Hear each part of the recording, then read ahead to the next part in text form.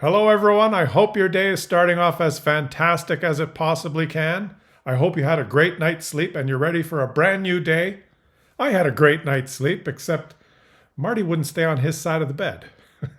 I thought I would start the video with an image that might put you in a good mood, and I want to further that good mood by discussing a very positive development for the Canadian economy. And it's a market industry that Canada has just entered into, and it's one that we are in direct competition with the United States. And we've made somewhat of a flanking move to outflank the United States and capture a market for ourselves before they can. You might have heard it discussed in the media, but I'm going to try and present to you a little bit more detailed discussion and point out how important and how big a deal this is. So let's get into it. As reported here on British Columbia's CBC news page, tanker bound for Asia after loading Canada's first cargoes of liquefied natural gas in BC. This was reported on June 30th, and there's an actual picture of the first liquefied natural gas ship at the new terminal in Kitimat, where it has been loaded with liquefied natural gas bound for South Korea. Now, this project has been characterized as the biggest private sector investment in Canadian history. The complete project, including the pipeline, the LNG terminal, and all the facilities, is a $40 billion project. And behind me here is a map of the pipeline that starts near Dawson Creek in northeast BC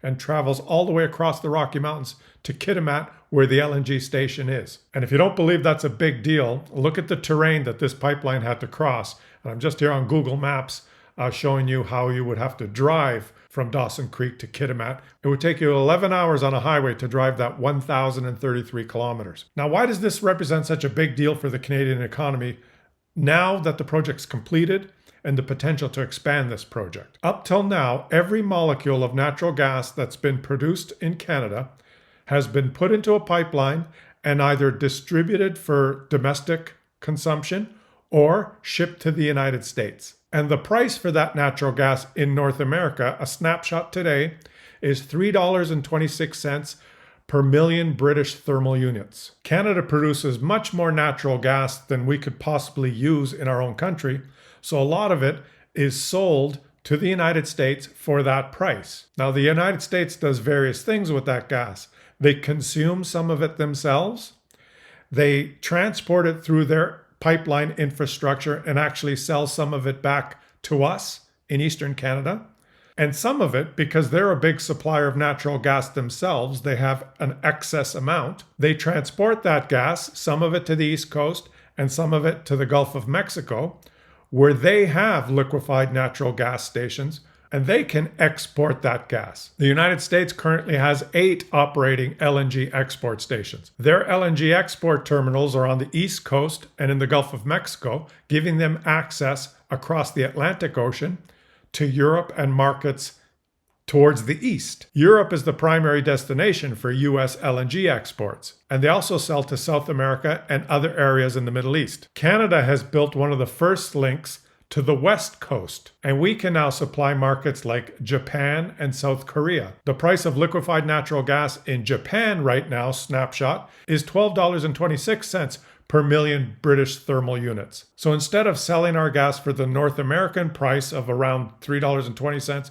to the United States and letting them export some of it in the form of LNG to Europe and South America for higher prices, we can now transport that gas to the West Coast and sell it to Japan for over $12. And we can capture that market before the United States cashes in there, because Canada has built this pipeline over the Rocky Mountains.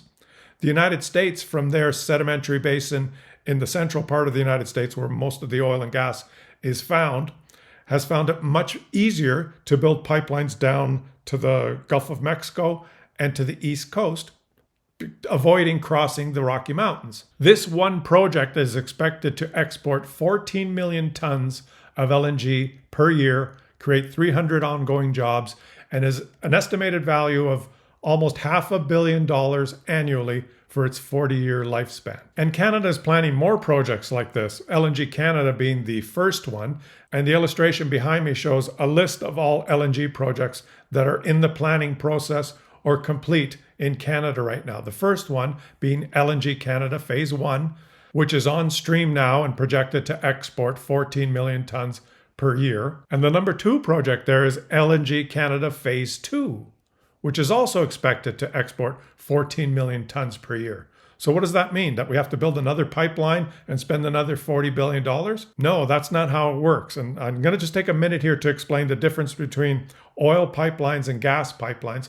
We have to always have a little bit of physics and science in these videos, right?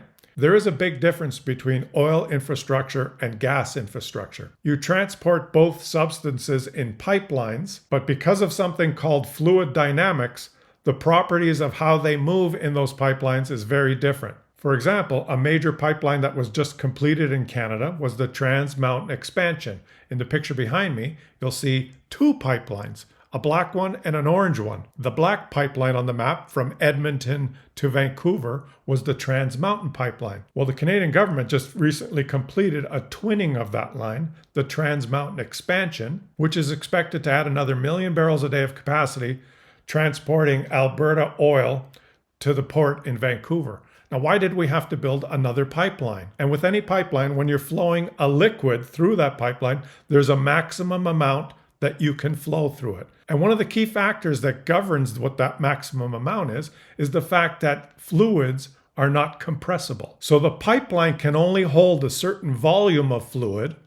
The maximum it can transport is related to how fast you can move that fluid through the pipeline. And that's governed by the laws of fluid dynamics. Once the pipeline is full of oil, which is a fluid, and you flow that fluid through the pipeline as fast as the laws of fluid dynamics allows you to, then that pipeline has reached its maximum capacity. Now, gas is a little bit different. And you can see on this display again that LNG Canada Phase 1 is transporting 14 million tons per annum. And Phase 2 just adds another 14 million. And no new pipeline is required because one key factor is that gas is compressible. You can put various amounts of gas to fill the volume of the pipeline, depending on what pressure you operate the pipeline at. So right now, Phase 1 is complete. We are safely transporting 14 million tons per year at a certain pressure. And if that operates safely, and the ships can load and unload and everything goes well, Phase 2 would mean just increasing the pressure of the gas in the pipeline and maybe increasing the capacity of the port, things that are already pre-planned in Phase 1. So if you're able to double the pressure of the gas in the pipeline, you can transport twice as much. Now, obviously, both for oil and gas, there are limits. The pipeline's built to a maximum capacity, but it looks like LNG Canada is built so that it can handle a Phase 2 of doubling of production. Doubling of the revenues that are already projected to be $500 million a year. Now there's other projects here that are all located on the West Coast. A project like that large one, Sea Lissom's LNG, is a perfect candidate to go onto the government's list of accelerated nation-building projects. And these projects are all being funded by private industry. But of course, the Americans are not going to just sit back and watch us do this. They're going to try and compete. In fact, as reported in the same article on CBC, the U.S. is looking at exactly this opportunity. While much of the U.S. export facilities are located on the Gulf Coast, one proposed $50 billion mega project is located in Alaska. The White House is backing the project, including a $30 billion U.S. loan guarantee. So this idea that governments shouldn't get involved and all the doom and gloom and inflammatory rhetoric that was used against the former Liberal government when they actually built the Trans Mountain Expansion pipeline using taxpayer dollars. People that absorb this doom and gloom and inflammatory rhetoric, they're always under this make-believe impression that the United States is this bastion of free market and enterprise and that the government just lets businesses compete and capitalism has its way. That's just a load of baloney. The United States government is one of the most hands-on and intertwined governments when it comes to their energy industry. They view energy, and specifically the oil and gas industry, as a matter of national security. They have a strategic reserve. They are deeply intertwined with investment decisions and subsidize and guide the industry. Sometimes they purchase oil to fill their strategic reserve. Sometimes they sell off that if prices are too high for consumers. They at times regulate the amount of LNG that's allowed to be exported. In particular, Joe Biden ceased LNG exports because he wanted natural gas prices domestically to be low prior to the election. The US basically has what Canadians would call a national energy program. Here in Canada, we have privately funded LNG projects that are proceeding on our west coast. And of course, the Americans will swoop in into Alaska, and the government will subsidize a major project to catch up and compete. So Canadians have to just drop this silly idea that infects some of our political discussion that government involvement is always a bad thing. Almost all our major competitors in the energy market, the United States, China, Russia, the Middle East, they all have massive government involvement and sometimes direct funding from the government of that industry. So Canada has to feel pretty good about entering this LNG market. Australia already has, I believe, half a dozen LNG export terminals, and they're exporting to the Asian markets. Now Canada's taking a piece of that market, exporting to Japan and South Korea. I thought I'd do a little bit of an explainer on this topic rather than just read you the headline. Try and explain a little bit of how important this project is, how it represents a flanking maneuver that we've made against the United States. We're not competing with their East Coast and Gulf Coast LNG terminals. We're capturing a new market that they don't have yet. So good news for the Canadian economy and Canada's GDP, and potential for more good news if this project is expanded, which is fairly easy now. Thanks for watching, everyone. I hope you enjoyed my analysis of my video. Subscribe to the channel if you're enjoying the content. If you wish to support my work in this channel on a monthly basis, consider becoming a channel member.